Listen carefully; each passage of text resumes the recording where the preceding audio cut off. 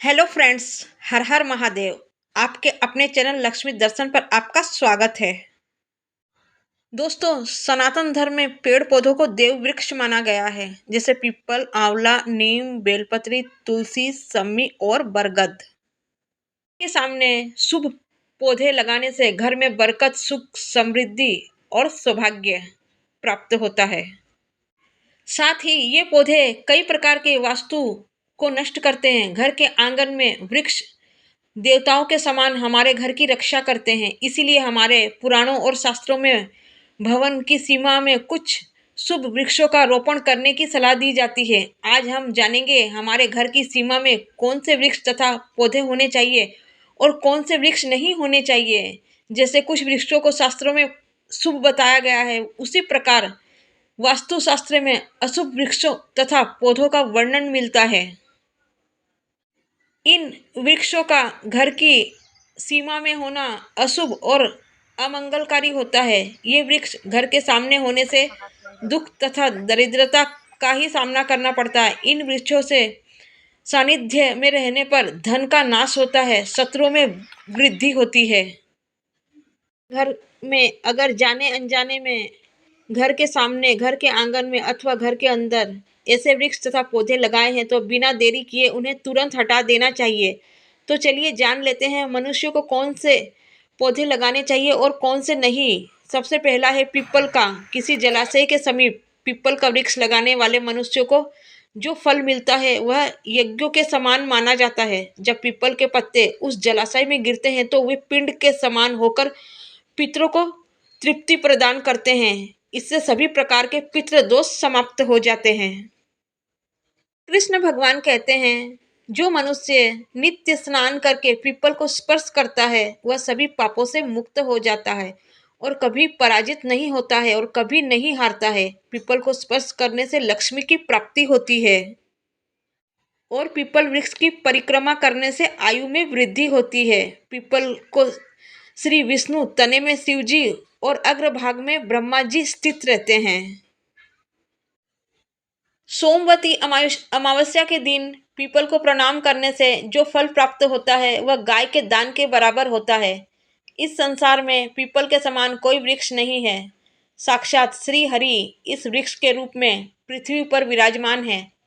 People के वृक्ष को चोट पहुंचाना अथवा उसकी टहनी काटना महापाप माना गया है। ऐसा मनुष्य एक कल्प तक नरक में रहता है और जो पीपल को काटता है वो कभी भी सुख नहीं भोगता, अनेक दुखों का भागीदार होता है। दूसरा है आंवले का वृक्ष। श्री कृष्ण भगवान कहते हैं, आंवले का फल समस्त लोगों में प्रसिद्ध है और परम पवित्र है। आंवले को लगाने से स्त्री और पुरुष जन्म मृत्यु के बंधन से मुक्त हो जाते हैं। ये पवित्र फल भगवान विष्णु को अत्यंत प्रसन्न करने वाला एवं शुभ माना गया है। इसको खाने से सभी पापों से मुक्ति मिलती है।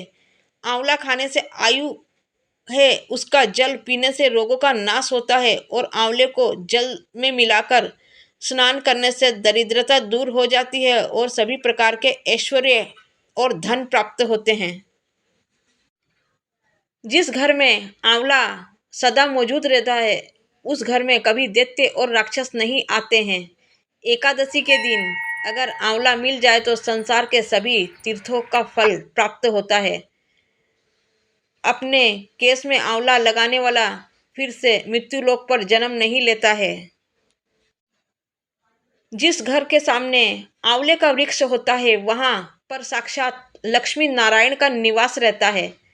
तीसरा है अशोक का वृक्ष। दोस्तों, पद्म पुराण के अनुसार अशोक के वृक्ष में सप्तराव का निवास होता है। ये वृक्ष शोक का नाश करने वाला तथा निराशा को समाप्त करने वाला होता है। इस वृक्ष को घर के पास लगाने से घर में सुख शांति बनी रहती है। अशोक का वृक्ष शीतलता और यौवन प्रदान करने वाला होता है। माता लक्ष्मी ने जब देवी सीता के रूप में अवतार लिया था तब रावण द्वारा अपहरण करने के बाद उसका वास अशोक वाटिका में था। अशोक के वृक्ष ने माता सीता को बेहद ही शीतलता और सुख प्रदान किया था। इसीलिए माँ सीता ने अशोक वृक्ष को ये वरदान दिया था कि जिस भी स्थान पर यह वृक्ष होगा वहाँ पर सदैव उनका ही निवास होगा। चौथा है कि वृक्ष पद्म पुराण के अनुसार प्रत्येक मनुष्य को वृक्ष अवश्य लगाना चाहिए। ये वृक्ष लगाने से जो फल मिलता है वह महायज्ञ के समान होता है। कलयुग में मनुष्य यज्ञ नहीं कर पाएंगे, इसीलिए ऐसे वृक्ष उन्हें हमेशा लगाना चाहिए। पांचवा है नीम का वृक्ष। पद्म पुराण के अनुसार नीम का वृक्ष लगाने से सूर्य देव प्रसन्न होते हैं। नीम का वृक्ष आयु प्रदान करने वाला माना जाता है। इसे घर के पास लगाने से सभी प्रकार के रोगों से मुक्ति मिलती है। माँ लक्ष्मी को नीम के पत्ते अत्यंत प्रिय होते हैं, इसलिए वह नीम के वृक्ष के पास निवास करती है।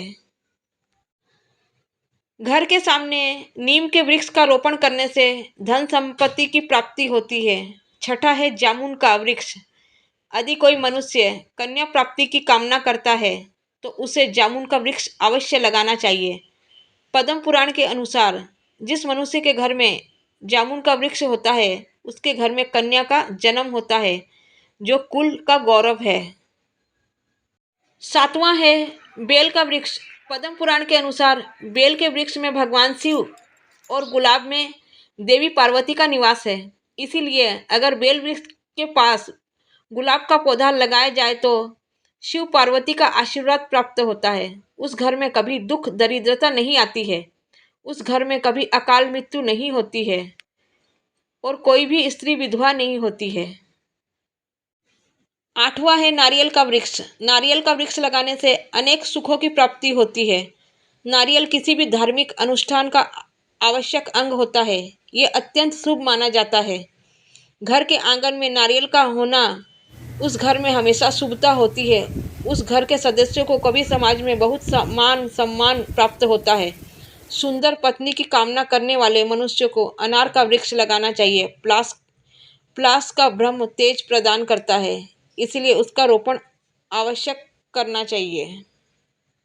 अगर मनुष्य किसी बीमारी से ग्रस्त है तो उसे खेर का वृक्ष लगाना चाहिए।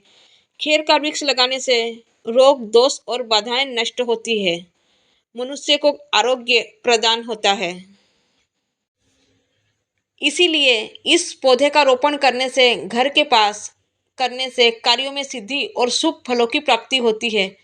खासकर कला के क्षेत्र में काम करने वाले लोगों को ये पौधा अवश्य लगाना चाहिए।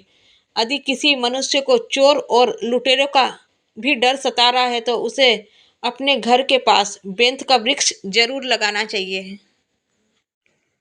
ये वृक्ष चोर लुटेरों को भयभीत करता है और घर की रक्षा करता है। घर में चंदन और कटहल के वृक्ष पुण्य और लक्ष्मी प्रदान करने वाले होते हैं।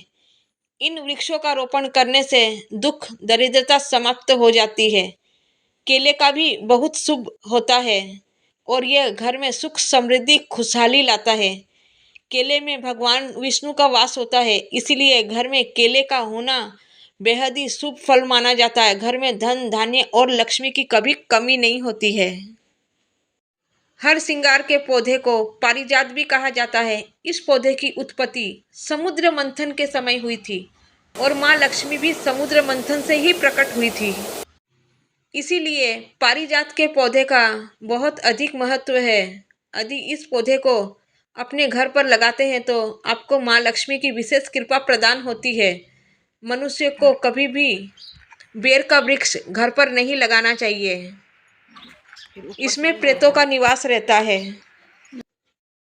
मनुष्य को कभी भी ताड़ का वृक्ष नहीं लगाना चाहिए। यह वृक्ष संतान नाश करने वाला होता है। जिस घर के पास ताड़ का वृक्ष होता है उस घर के संतानों की कभी भी उन्नति नहीं होती है।